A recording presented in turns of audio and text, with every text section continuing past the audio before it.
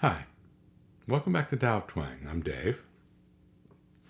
Part 2 of Blues Jam for Beginners. And right off the bat here, I'm going to throw this backing track on here. It's one chord. It's E. It's kind of just that sort of thing.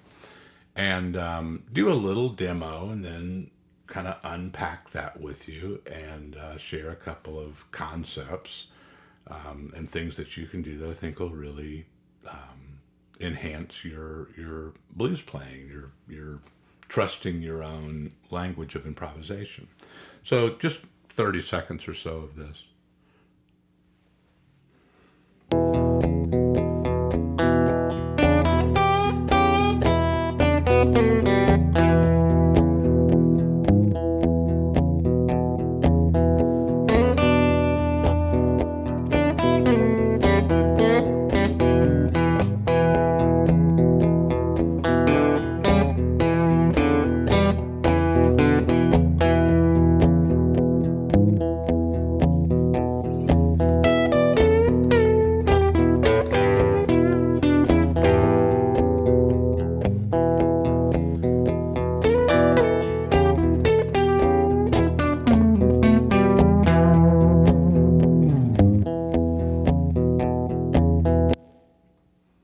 Okay, pretty straightforward with the note, with the pattern, right? And a lot of you are going to recognize that right away. It's E minor pentatonic.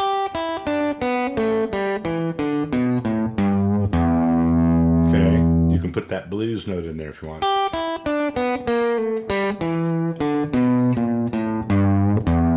Okay, now take that, move it up to here. Well, I kind of went out of that position, didn't I? Okay. Now, in that latest video, it was in the key of A, so I don't want to play stuff in A and get our ear out of whack. We're staying in E. But some of the stuff, some of the elements that we added in there were playing like, you know, doubling up on strings like that.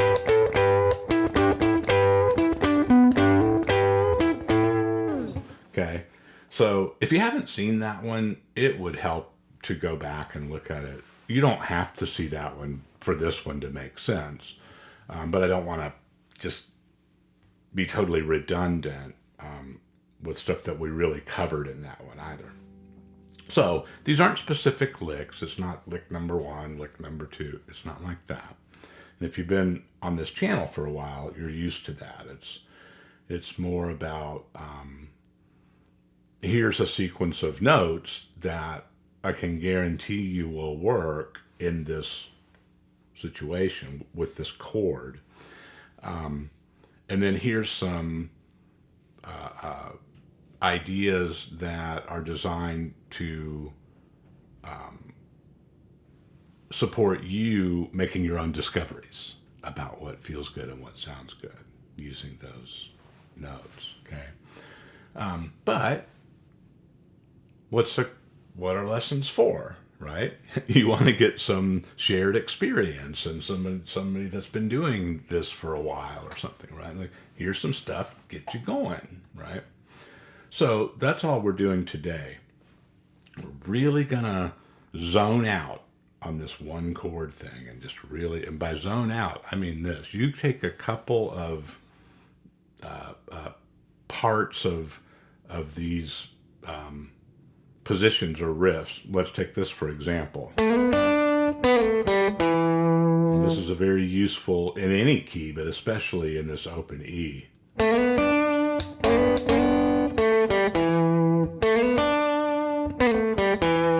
can do them, separate them like that. Or you can do them together.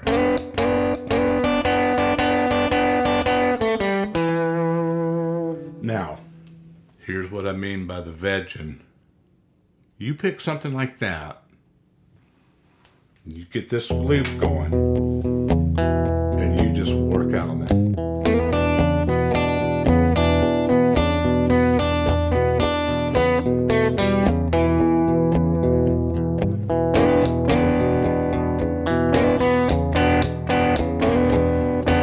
just try everything you can come up with.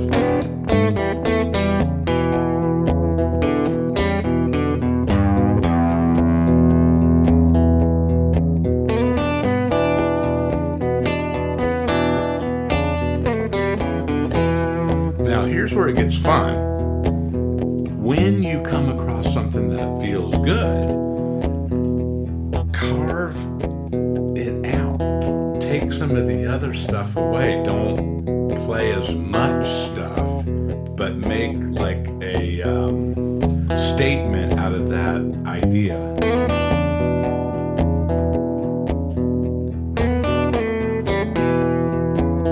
Then repeat it.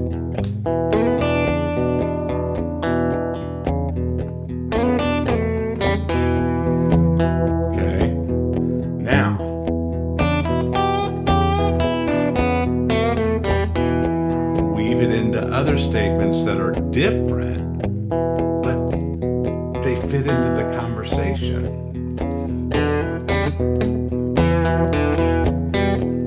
Sorry. Let's do that over.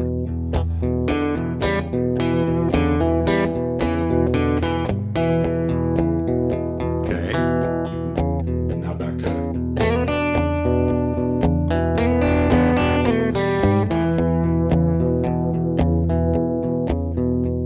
Okay, now, when you're listening to, me do this, it's like, that chord gets a little monotonous.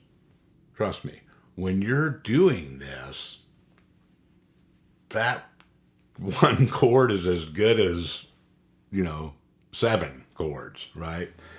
Because you're surfing around and you're making stuff within that. You're carving stuff out that's really cool. And you don't have to worry about getting to the next chord and all of that, right?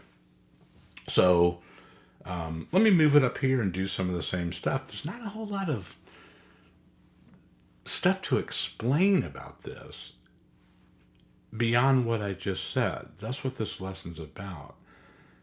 Explore, locate something that you like, that talks to you, and then stylize it. But also make it have a beginning, a middle, and an end, like sentences that are punctuated. Here we go.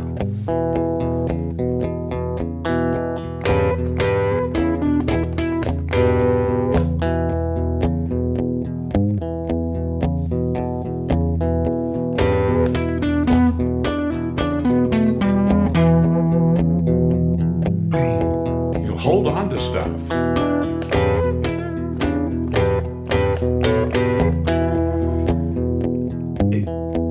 Reach out to make it a little different.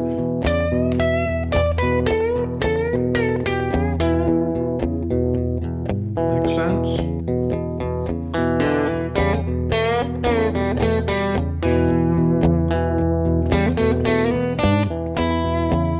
That's a longer phrase.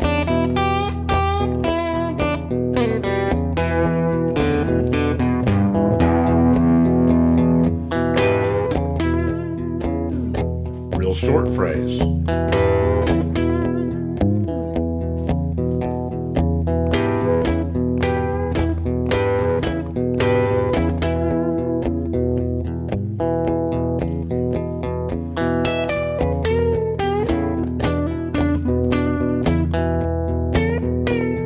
It's kind of a two-parter.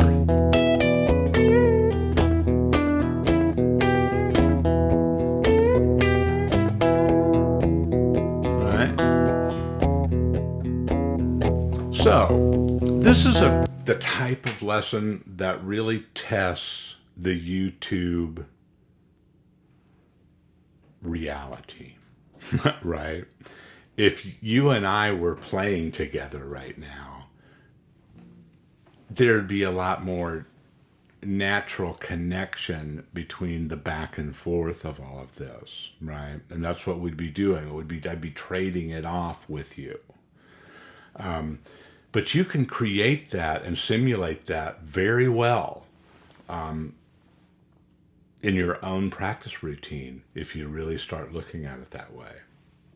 And get that loop going, and just every time you feel like, almost like a mindfulness type approach, every time you feel like you're just in your head and just kind of, running amok or whatever, overthinking it, just stop, take a breath, start playing again. And you're whittling away everything that's not something that feels good or has meaning to you. So, quick review of a couple of the things that were also in the previous video, but just stuff that you can do to kind of, get to stylize things real quickly. One is the double bounce. People love this one. I've had several comments about it. If I'm going,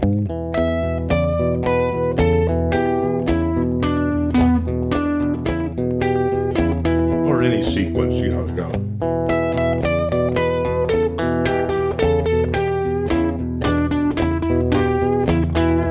See, just pick it twice.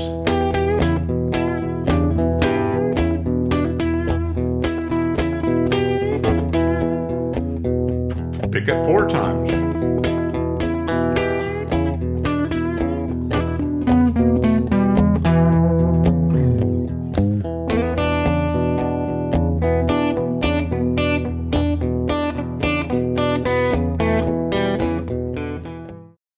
Okay, so let's get a little routine like we like to do. You're only going to have really this one diagram or two. It's just going to show. Okay, I'll put that up in the outro. Move that up to the 12th fret.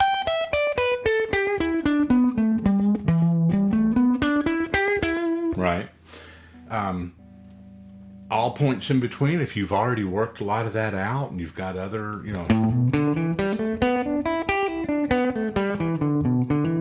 that's great. If not, no, don't worry about it. These. Just going back and forth there is just gonna work great. But of course, if you have other stuff that you're doing, maybe you're doing some major pentatonic stuff that you like to mix in with your minor. We got a few videos on that on this channel. Then these concepts would still apply, right? So our routine is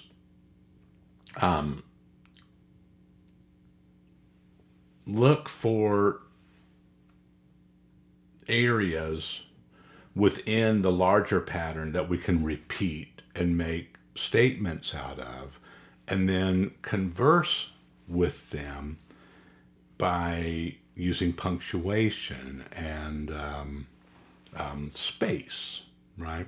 So using phrases that have a beginning, a middle, and an end, then there's a pause, and then another statement. So I don't have to worry about what my next chord is. I know these notes are going to work.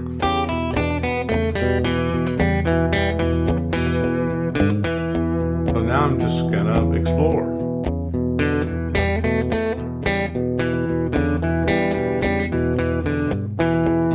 Remember to, do some double, triple hits.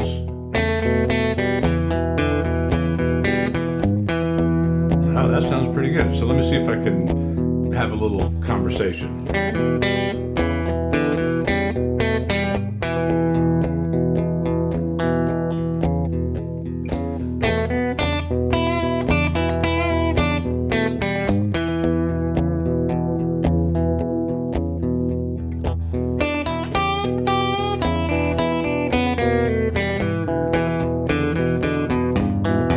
Well, that was a longer sentence, wasn't it? But think of it like that. Does that make sense? Of sentences.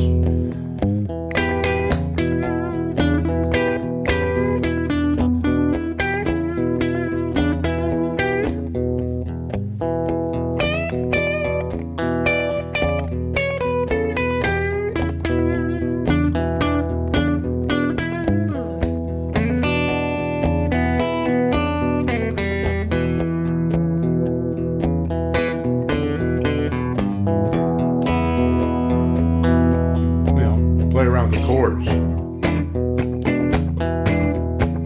an E7. You can just do an E down here. That's a 7. Where my pink is.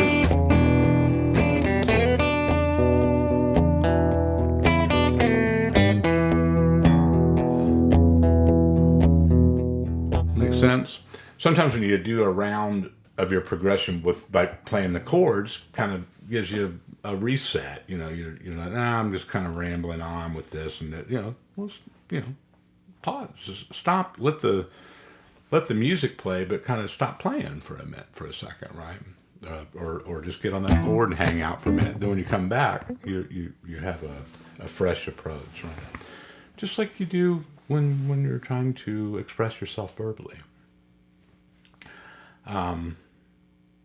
Well, I'm really grateful and honored to that so many of you have dedicated yourself to this program and letting me be part of your musical life. It's really cool. Until next time, thanks.